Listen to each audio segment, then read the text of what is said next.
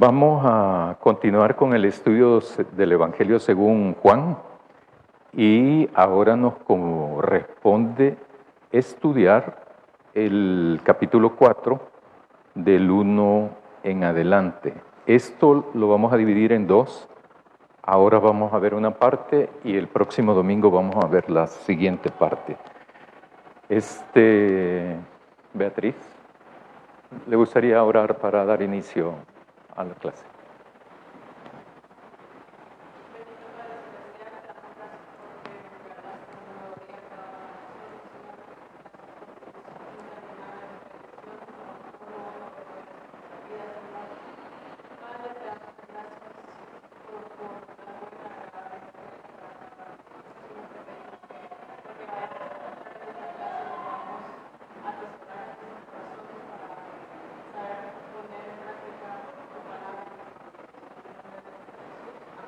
Amén, gracias. Voy a leer en Reina Valera y luego voy a leer en esta versión que se llama la Biblia de nuestro pueblo, el versículo del 1 al 9, del capítulo 4. Primero Reina Valera. Cuando pues el Señor entendió que los fariseos habían oído decir, Jesús hace y bautiza más discípulos que Juan, aunque Jesús no bautizaba, sino sus discípulos, salió de Judea y se fue otra vez a Galilea, y le era necesario pasar por Samaria. Vino pues a una ciudad de Samaria llamada Sicar, junto a la heredad que Jacob dio a su hijo José. Y estaba allí en el pozo de Jacob. Entonces Jesús, cansado del camino, se sentó así junto al pozo.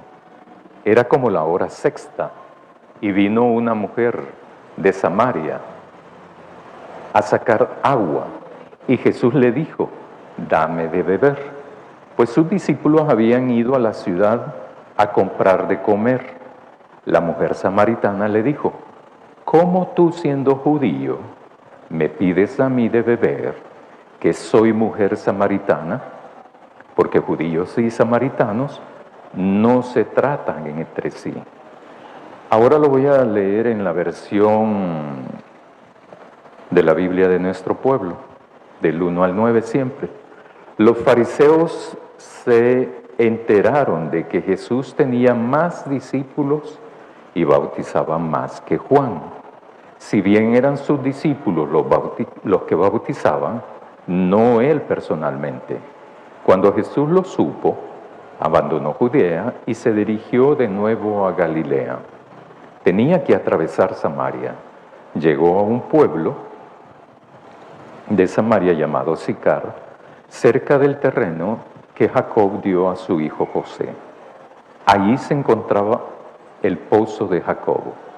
Jesús, cansado del camino, se sentó tranquilamente junto al pozo. Era mediodía. Una mujer de Samaria llegó a sacar agua. Jesús le dijo, dame de beber. Los discípulos habían ido al pueblo a comprar comida. Le responde la samaritana, ¿cómo? Tú que eres judío, me pides de beber a mí que soy samaritana. Los judíos no se tratan como los samaritanos, con los samaritanos. Ahí estamos, pero solo quiero ubicar esto en el mapa para que podamos un poco entender algunas cosas ahí.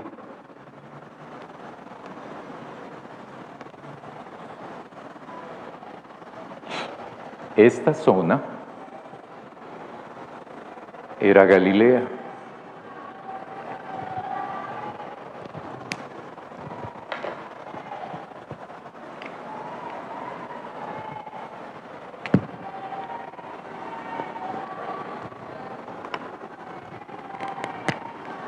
Esta otra zona era Samaria.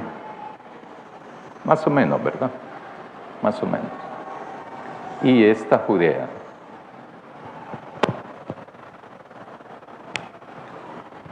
Esta era Samaria y esta era Judea.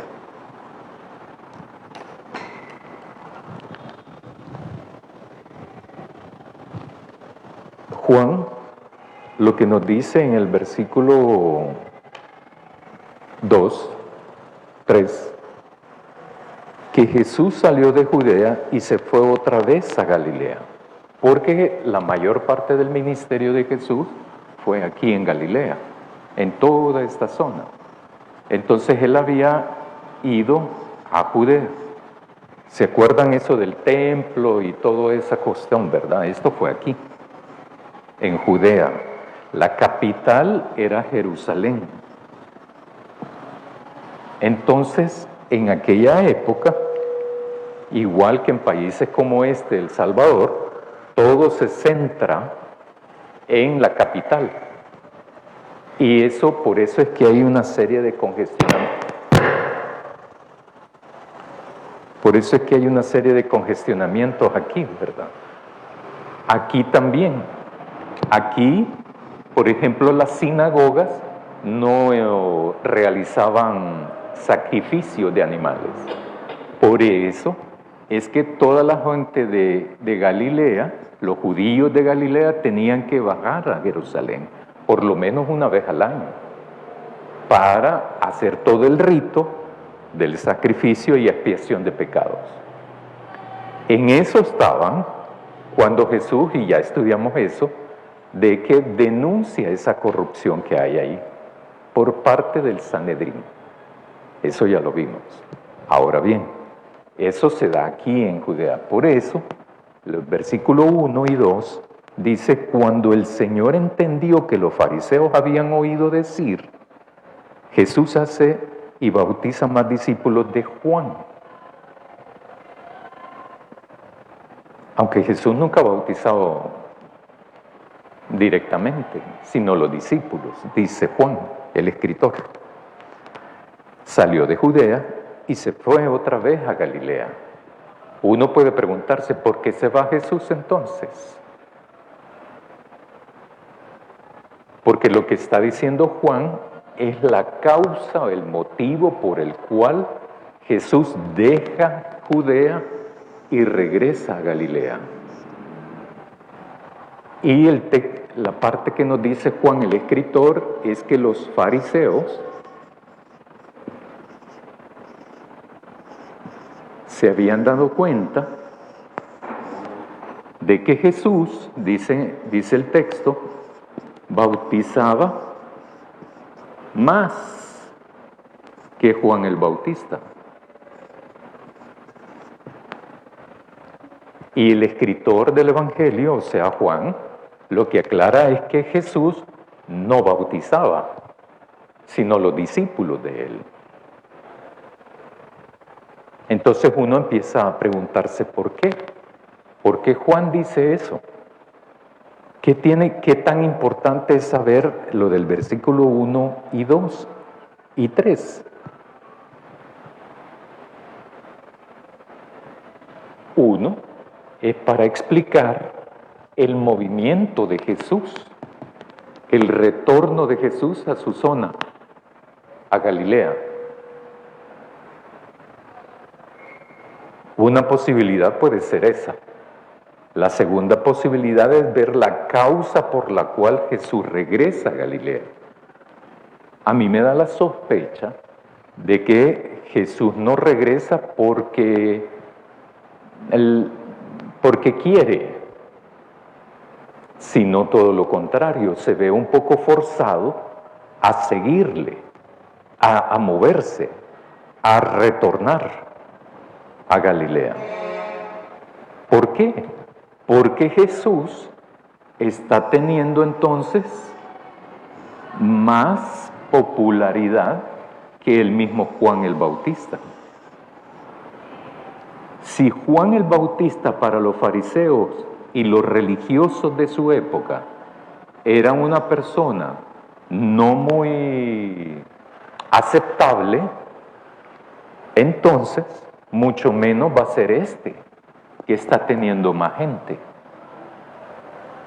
Posiblemente sea por eso. Versículo 4. Y le era necesario pasar por Samaria. ¿Cómo? Exactamente, a eso voy. No era necesario ir. en un sentido. Vaya, geográficamente era esta la ruta. Aquí se ahorraban días, pero como había un conflicto histórico entre samaritanos y judíos, lo que hacían entonces los judíos que estaban aquí en Judea y que por alguna razón querían ir a Galilea, lo que hacían era esto: dar la vuelta, rodear Samaria y llegar entonces aquí. Eso, ajá, ya vamos a llegar. Entonces, cuando dice el texto que Jesús le era necesario ir a Samaria, no, porque lo que acabo de decir del versículo 1 al 3 es que Jesús toma la decisión de regresar a Galilea, posiblemente por esta cuestión de la popularidad. Uno podría decir, entonces le era necesario llegar a Galilea, pero no a Samaria, como dice aquí. Entonces, ¿por qué le era necesario a Jesús pasar por Samaria? Ahí sí tiene que ver con otra cuestión. Y que estabas, dígame. Porque él ya sabía que tenía que encontrarse con una mujer samaritana. Una posibilidad puede ser eso. Puede ser eso. Y hay un conflicto entre judíos y samaritanos.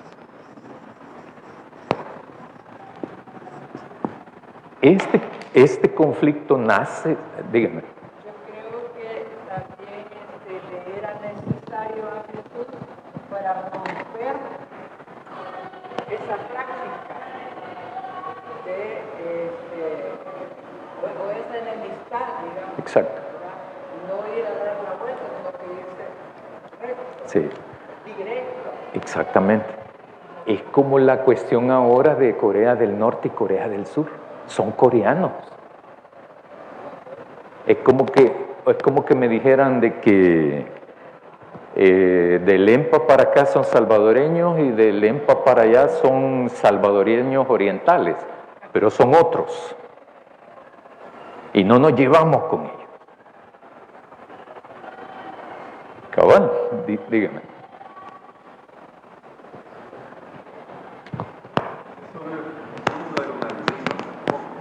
Ajá.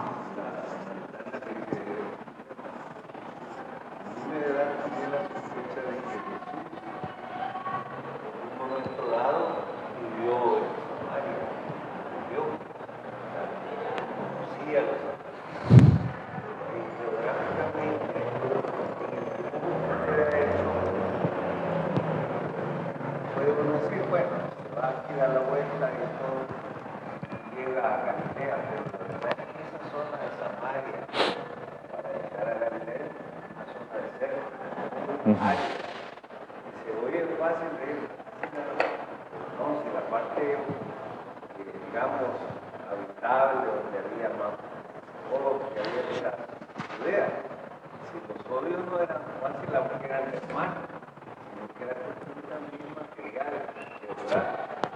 Yo creo que Jesús, por eso es su gran amor por la humanidad, cuando creo que se me da la sospecha que también ha de haber convivido, sabía los efectos que sufrían los samaritanos de parte de los judíos.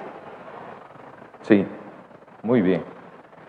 Esto está basado a raíz del reinado, a partir del reinado de Salomón.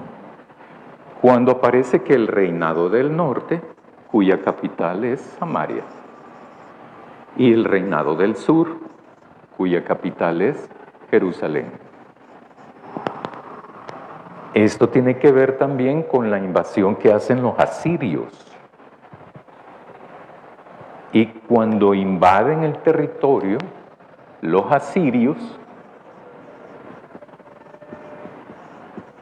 estos eran un imperio en esa época, invaden esto. y son capturados la gente, sometida la gente.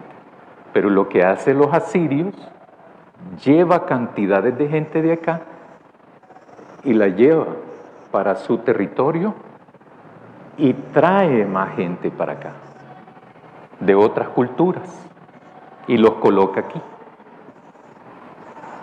Y entonces se da una mezcla de culturas, de religión.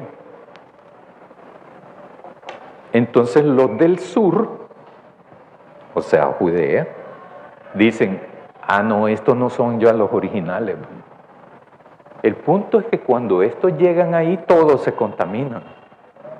Cuando entran por primera vez, todos se mezclan, incluyendo estos. Pero como siempre es así, hasta la fecha, ¿va? Nosotros somos los originales, ¿va? Entonces esto, por eso decían así, nosotros somos los originales y parte de esta zona para acá, ¿verdad? Entonces, esta enemistad es una rivalidad. Esta es cuestión de enemigos. Y ocurrió luchas internas entre el reino del norte y el reino del sur. Habían complots, tanto de los reyes del norte para asesinar a los reyes de aquí y viceversa también. Si no, hay que leer los 2 libros de Reyes y se van a dar cuenta que de matarifes eran los 2. ¿Cómo? Dios transaba con eso. Dios los llamaba a matarse. Obviamente que no, ¿verdad? Entonces, algunos reyes del sur hacían complot para que se asesinaran los reyes del norte, pero estos hacían lo mismo también. Y entonces se da la ruptura. Asiria, cuando invade el reino del norte, lo absorbe, lo mezcla. Y estos, hay que leer también, además del libro de los reyes, el libro de Isaías y Crónicas, porque allí se da cómo van haciendo las confabulaciones y cómo llaman a los profetas para decirle, consúltale a Dios, ¿verdad? Para que Dios bendiga mi plan de destruir al otro. Y los falsos profetas se prestan para eso. Igual que ahora, ¿verdad? Entonces, por eso es que se odiaban. Ahora bien, llega Jesús, entonces la necesidad de Jesús es precisamente la rivalidad. Es porque quiere abordar esto. A Jesús no le importa esa cuestión histórica. ¿Por qué? Porque allí, y no entran los salvadoreños ahí también para el reino de Dios. ¿Cómo es que no van a entrar estos de Samaria al reino de Dios? Es que esta no es cuestión de etnias, ni de fronteras, ni de geografía. El reino de Dios trasciende todo eso. Entonces, lo que está haciendo Jesús, la necesidad de Jesús, es porque va a abordar esto aquí. Ese odio, enemistad. Entonces dice, llega Jesús y estaba allí el pozo de Jacobo, etcétera, etcétera. Vino una mujer de Samaria a sacar agua y Jesús le dijo, dame de beber. Pues sus discípulos habían ido a la ciudad a comprar de comer. Juan entonces nos está diciendo que Jesús está solo. Llega al pozo. La mujer samaritana dijo, ¿cómo tú siendo judío me pides a mí de beber? Que soy mujer samaritana, porque judíos y samaritanos no se trataban entre sí.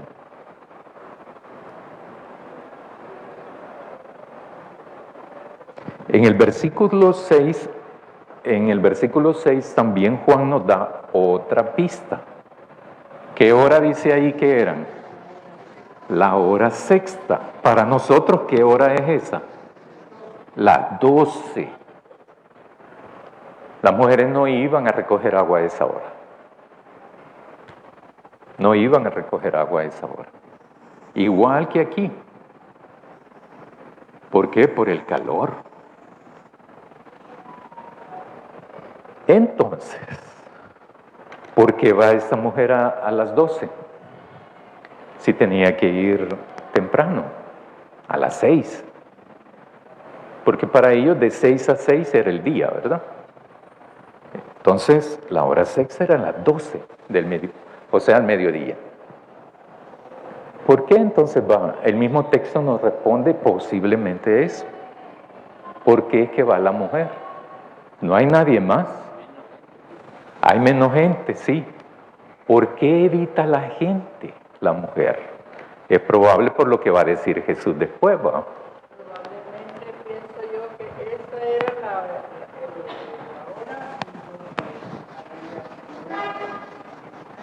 Ajá. ella prefería ir Para evitar. para evitar quizás las críticas. Exactamente. Probablemente la gente la criticaba a ella por la vida que Sí, sí, sí. ¿verdad? Pero a mí me llama también la atención este dato que pone Juan, Ajá. de que era como la hora sexta. Sí. Y también me lleva a pensar, este dato me lleva a pensar, aparte de lo que ya dije, que Jesús venía cansado, Ujú. entonces tenía sed. Sí, Y por eso se puso ahí también a la par del pozo. sí. Y por eso le pide agua a la mujer. Y otra cosa que me llama la atención también, que ese era el momento de que no había mucha afluencia de gente, y también Juan lo dice que sus discípulos se habían ido a comprar qué comer. Ujú. Entonces Jesús estaba solo allí con una mujer a esa hora. Entonces iban a sospechar, ¿verdad? Bueno, ¿qué onda aquí este hombre con esta mujer sola acá, ¿verdad? Y la mujer también, bueno, y este hombre que ha venido a esta hora, ¿verdad? Ujú. Entonces, hay varias cosas que llaman la atención de ese dato que pone Juan. Sí. Y es que estamos enfrente de cuestiones culturales, ¿verdad? También. Cuestiones sociales. Por ejemplo, eso no podían, ¿verdad? Los judíos hablar con una mujer sola, cuidadito, así como los prejuicios de ahora, pues, ¿verdad? También. En ese momento, ella no solo era mujer, sino que también era, peor aún, era samaritana. Y no tenía un marido, sino ¿cuánto? Más o menos, ¿verdad? Ya ven que esa onda no es de ahora. Porque si tuvo 6, los 6 hombres también estuvieron ahí, ¿verdad? No solo la mujer, sino también los hombres. ¿Qué? ¿Cómo? Sí, sí, sí, sí. Aunque ahorita tiene, en ese momento sí tiene, ¿verdad? Es como la condena sobre la prostitución. Se condena a la prostituta, pero el hombre que hace ese contrato no. ¿Por qué? Porque es hombre. No es otro prostituto. ¿Mm? Porque se condena solo a la mujer. Y se habla de la prostituta. Por eso yo empecé diciendo prostitución, porque entra un hombre y una mujer. Y los dos deberían de ser, ¿verdad? llamados al arrepentimiento. Exacto, exactamente. Para que haya corrupción, tienen que haber un corrupto y un corruptor. Para que haya que haber prostitución, debe de haber dos. Si no, no es prostitución, ¿verdad? Vaya, me gusta cuando están de acuerdo. Y entonces es mujer, es samaritana, pero tiene una vida determinada, pues, ¿verdad? Pero lo interesante de esto es el diálogo. La mujer, versículo 9, la mujer samaritana le dijo, ¿cómo tú siendo judío me pides a mí de beber, que soy mujer samaritana? Tu religión te prohíbe hablar conmigo a solas. Le prohíbe al hombre hacer eso, no solo a la mujer. Además, esta no es judía.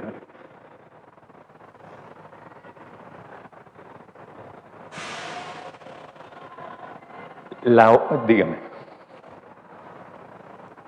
Bueno, hoy en día Palestina, gracias hermano, hay judíos etíopes, hay judíos ucranianos, rusos, de una salvadoreños, sí, porque están los Cadala Marías y todo eso, sí. están allá. Y bueno, el caso es que sí se identifican por el color de la piel, por lo que sea. Pero la pregunta es, pastor, ¿cómo identificaban? Siempre me he hecho la pregunta, estos pueblos, o sería por la vestimenta, no creo que sea por el color de la piel, no. Pero si eran, ¿cómo sabían que este era judío, este era samaritano, este era Galilea? ¿Cuál sería esa respuesta? Me dice un amigo pastor una vez, dice que lo habían invitado a Estados Unidos a dar unas conferencias, ¿verdad? Y hace años, como en los años 80. Y entonces yo casi no sabía hablar inglés, me dijo, entonces. Pero de repente vi pasar a un hombre. Y dije, este es latino. Y por cómo camina, puro salvadoreño, dijo. Entonces, y por cómo se comporta, ha de ser pastor. Y lo va y lo encuentra, ¿verdad? Lo busca y lo alcanza y le dice, ¿qué tal? ¿Cómo estás? Le dijo yo. ¿Y qué anda haciendo por aquí? No, yo vivo aquí, le dijo el hombre. Soy ministro del Evangelio, le dijo. ¿Verdad? Eso se identifica a uno. Uno identifica a la gente.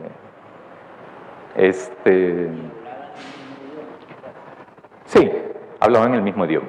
Sí, es que eran lo mismo. Lo que pasa es que por cuestiones políticas, sociales, se habían separado. Sí, pues sí. Cabal. Y porque los del sur también se mezclaron. Exactamente, por esas divisiones. Entonces uno, seguramente por la forma de vestir. Ahora, por ejemplo, en los años 80, uno pasaba a alguien ahí y decía, este es evangélico. Rápido lo identificaba uno. Y como hay uno de esa época que todavía anda en la Biblia. ¿Se han fijado en eso, verdad? Que entonces uno dice, ha de ser evangélico. Y por cómo camina, bautista. Entonces,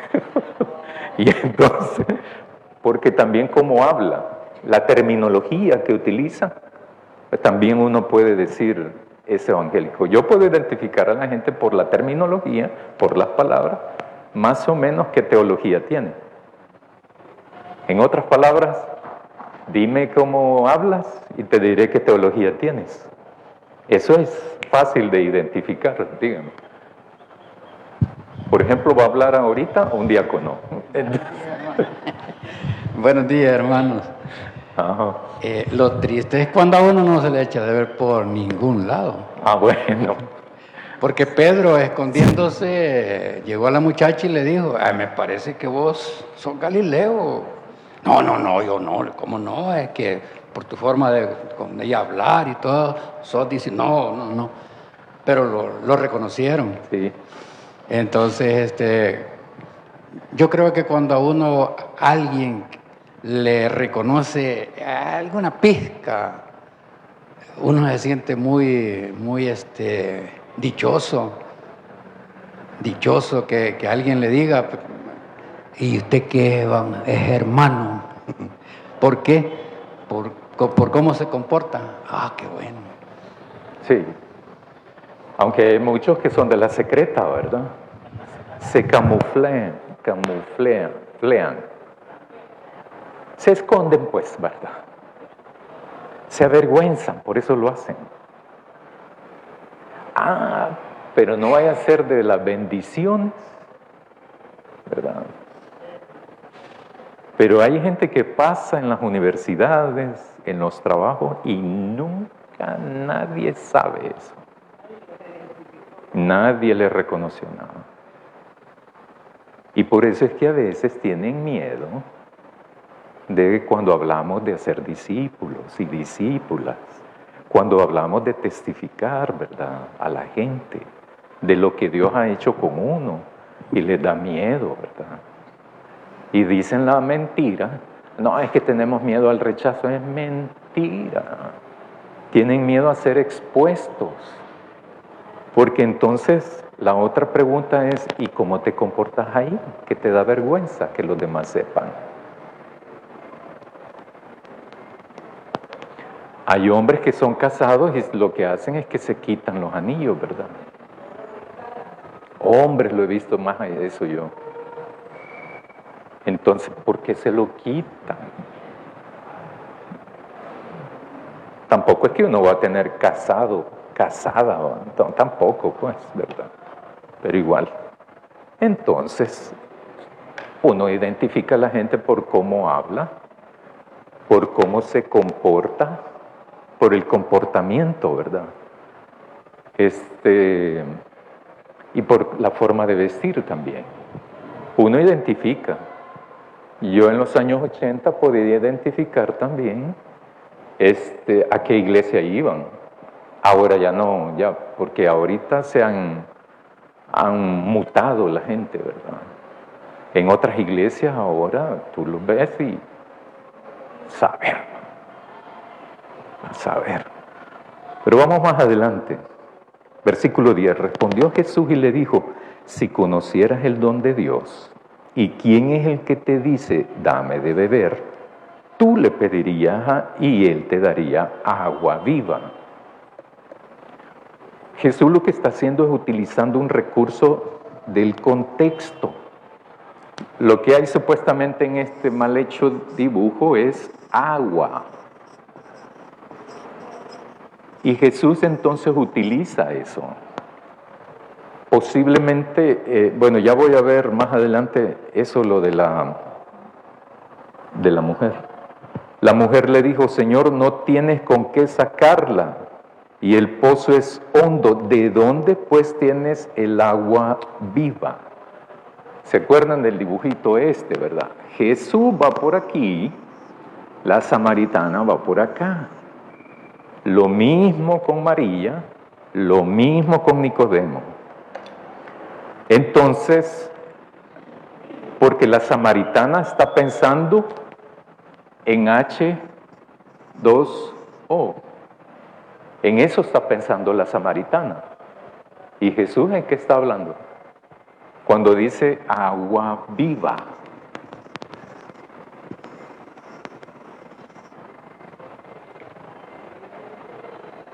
¿Está hablando Jesús de H2O? No. Entonces, ¿de qué? ¿De qué? Del Espíritu.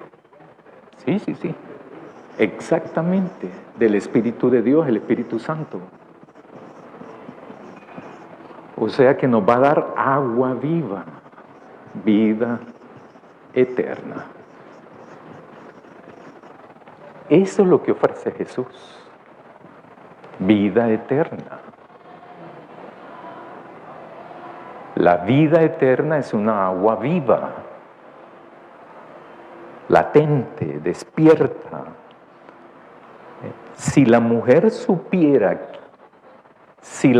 esta samaritana supiera quién le habla, estuviese hablando de la agua viva de esto.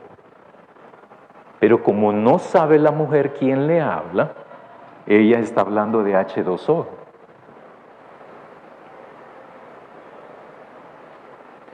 Y entonces, versículo 11, la mujer dice, no tenés cántaro, no tenés un chunche, no tenés lazo para sacar el agua. ¿Y de dónde me va a dar el agua? No entiendo. Nicodemo, es que no entiendo pues eso de nacer de nuevo. ¿Cómo puedo hacer yo volverme a meter en el vientre de mi madre?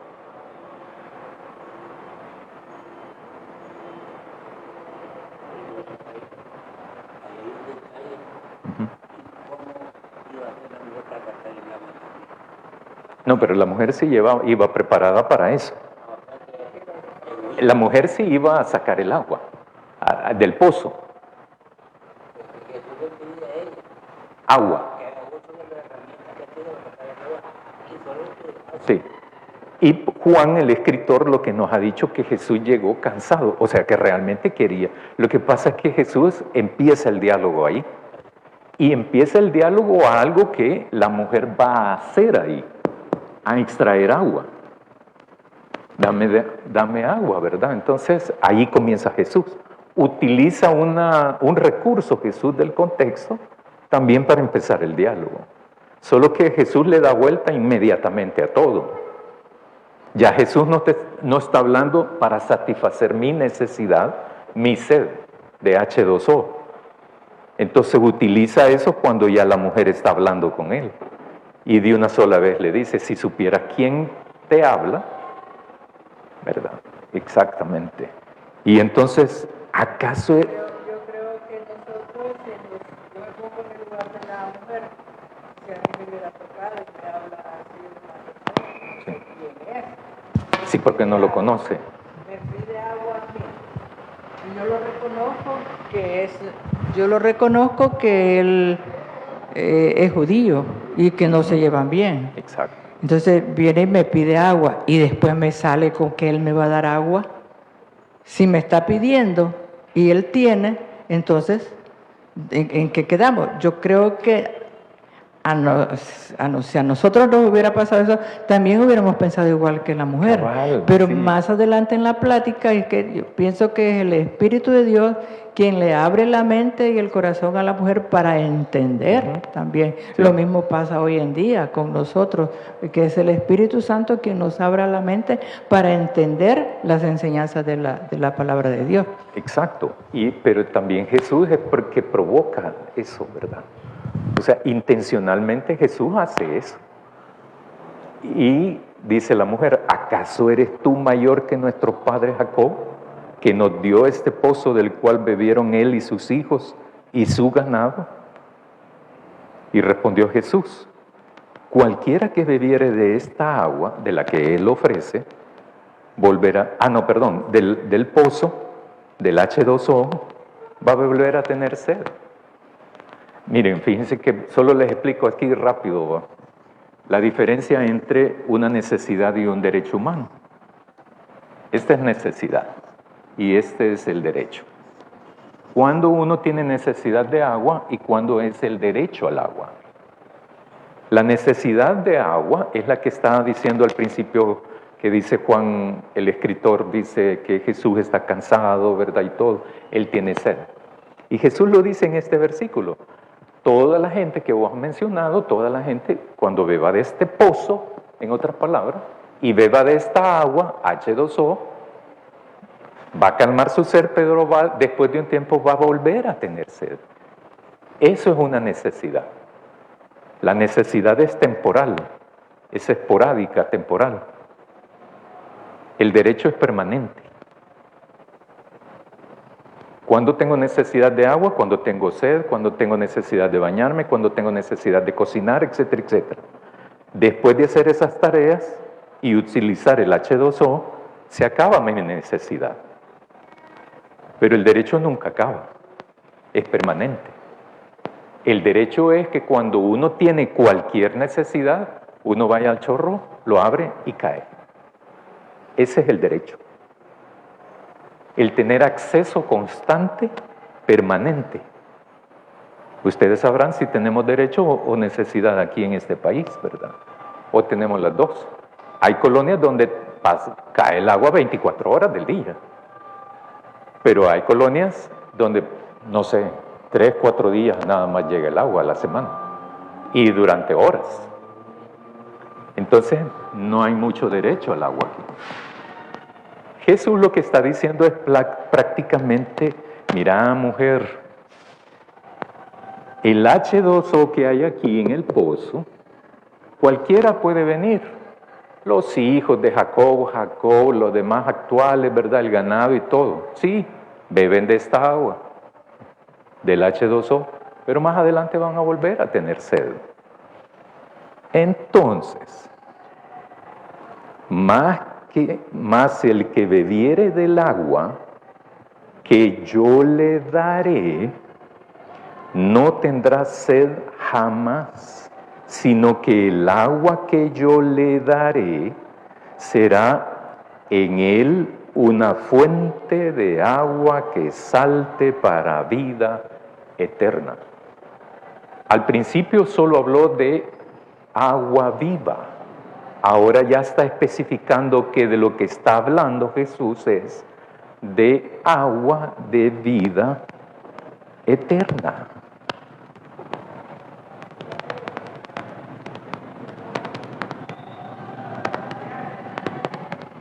La mujer le dijo entonces, Señor, si Jesús va por acá, la mujer se detiene, llega donde Jesús y le dice, Señor, de esa agua quiero yo.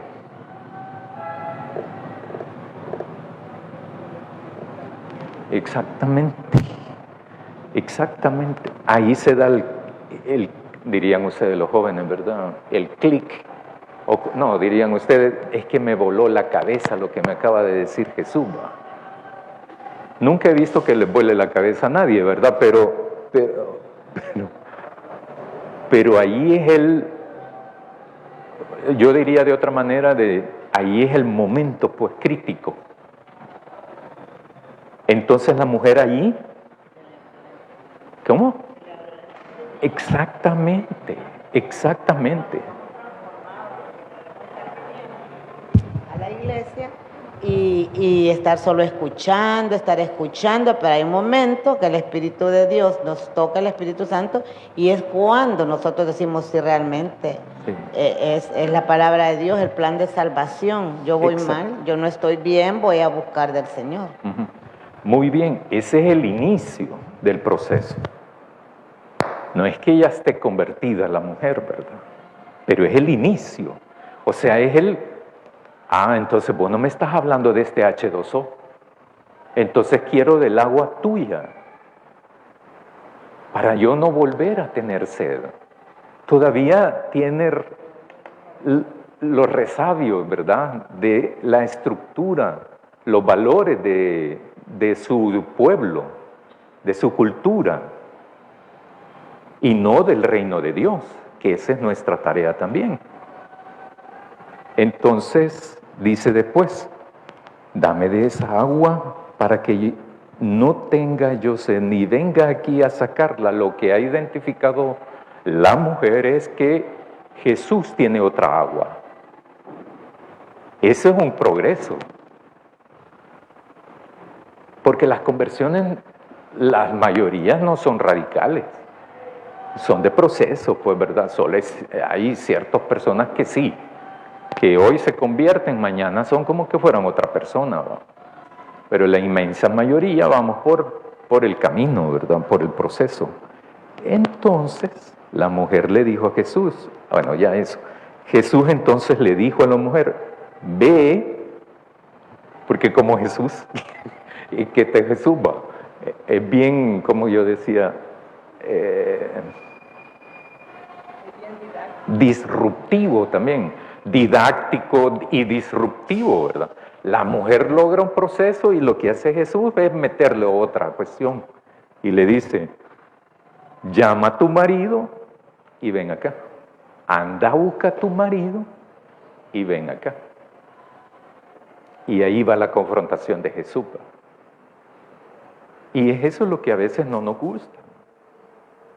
Queremos un evangelio light. Yo no tengo por qué decir eso, sino Dios.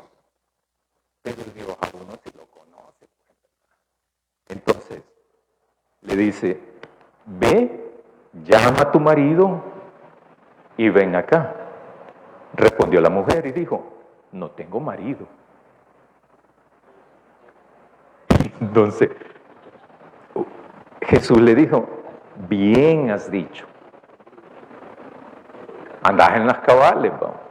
Andás en lo correcto, bien has dicho.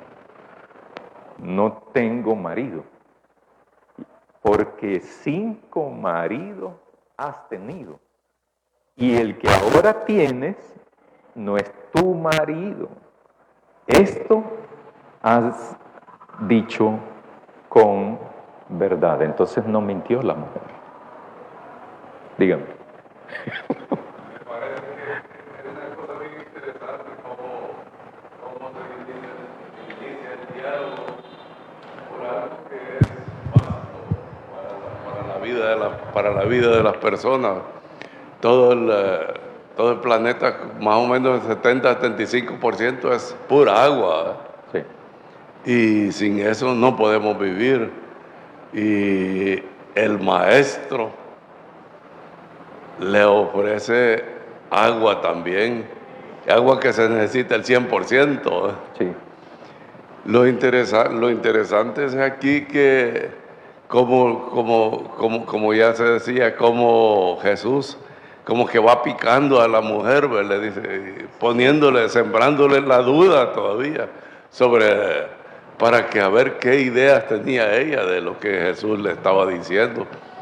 Y al final, pues lo que sucede es que yo creo que hasta al final, lo que ella tenía, algo ahí adentro que me ha ofrecido agua, me ha ofrecido agua y esa agua nunca más la voy a volver a sacar, ¿verdad?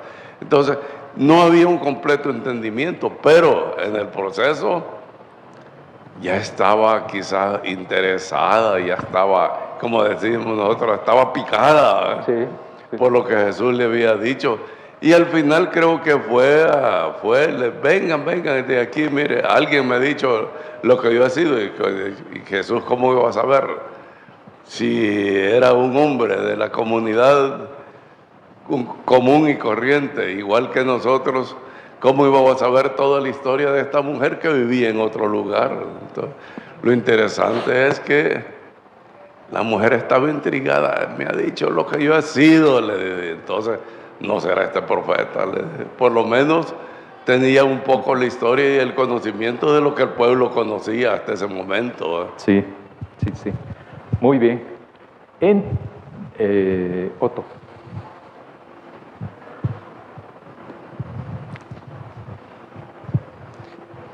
Gracias.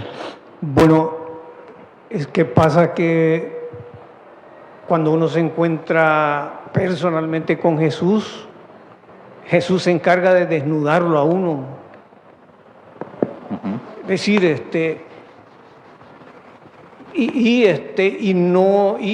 lo hace de acuerdo a su proceso de conversión, porque él no acusó a la mujer de una vez, sino que la hace en el mismo diálogo, le sirve para construir cuál es el proceso de conversión, porque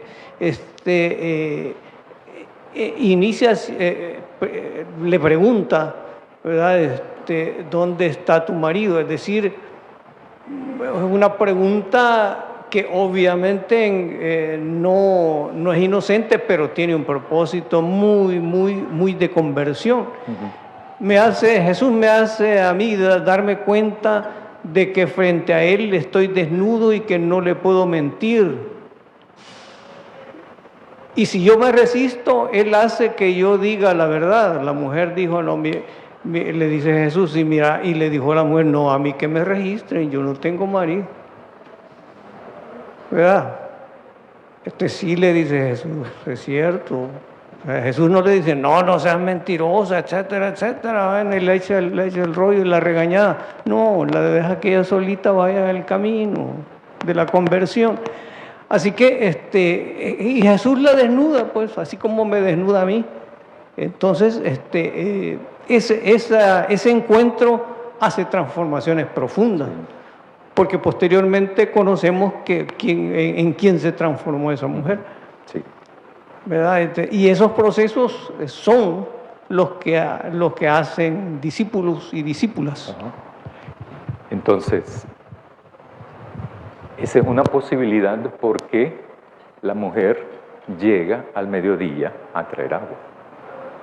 Lo que está evitando posiblemente, es que está evitando las demás mujeres, o cuando llegaban los hombres con el ganado de ovejas a sacar agua.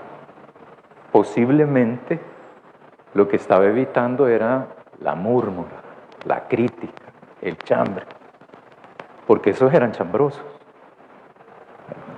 igual que ahora. ¿Jesús entra en ese chambre? No. Si se fijan, Jesús, que ese es tema para otro estudio de esto, ¿verdad? Pero entonces esa es una de las posibilidades de por qué llega a las 12 y no a las 6 de la mañana, para evitar, ¿verdad?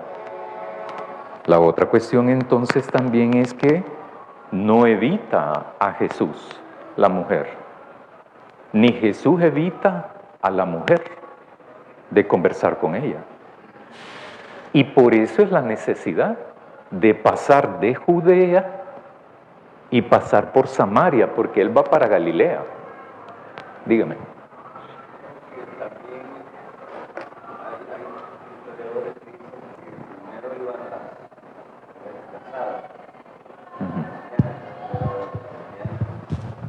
Hijas de matrimonios, gracias. Y iban las estériles, las viudas y de otra condición, llamémoslo así.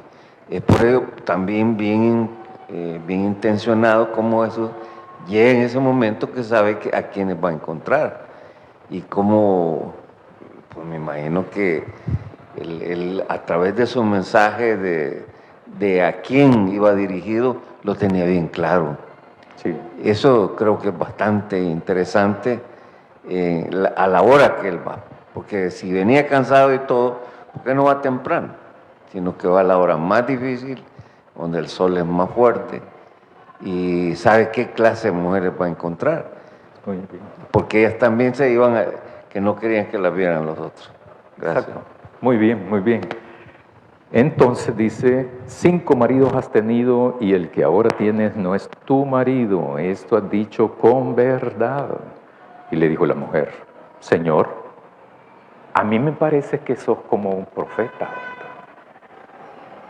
Ya no solo está interesada en el agua que ofrece Jesús, sino que ya comenzó la mujer a identificar quién es Jesús.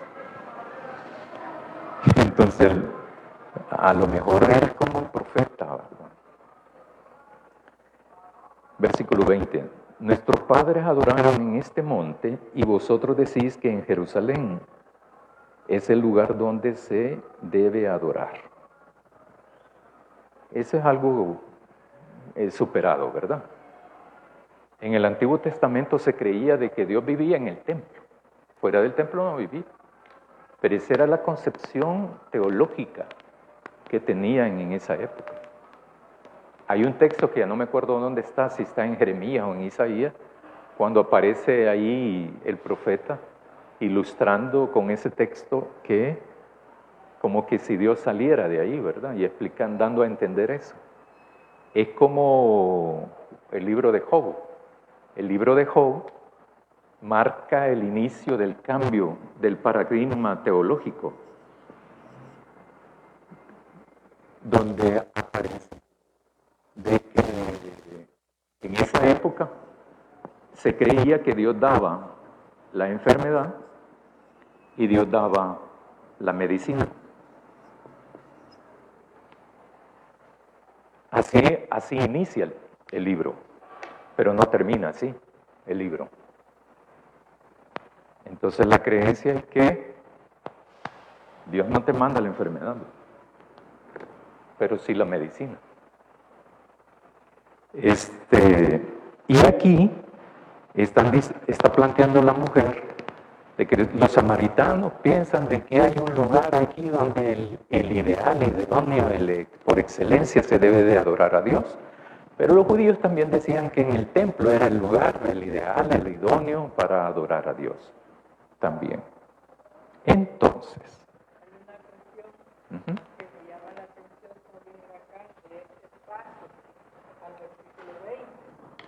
sí.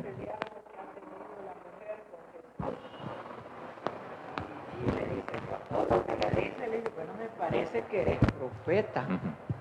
Entonces ahí la mujer es quien lleva a Jesús al tema de la adoración. Y ahí Jesús también aprovecha para explicarle en cuanto a adorar a Dios, que tiene que ser no en un determinado lugar. Entonces me llama la atención ese paso de lo que viene el diálogo a este versículo 20, que la mujer es quien lleva a Jesús a ese tema de la adoración. Sí, porque allí se nota de que la mujer, cuando lo identifica como profeta, entonces le hace una pregunta de eso. Ya va abandonando la mujer el H2O. Y el conocimiento, entonces lo va queriendo profundizar la mujer. Entonces, para mí esa es una posible explicación. Porque es cierto, la mujer le mete ese tema. Y le dice Jesús, ni ahí, ni acá, eso no es el punto. O sea, la tierra no es el punto, pues. El mueble no es el punto. El espacio geográfico no es el punto ahí. Para orar, ¿qué lugar es el idóneo para orar? Cualquiera.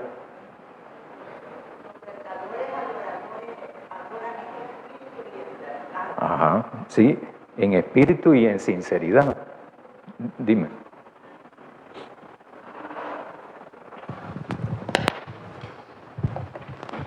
Gracias, hermano Mike.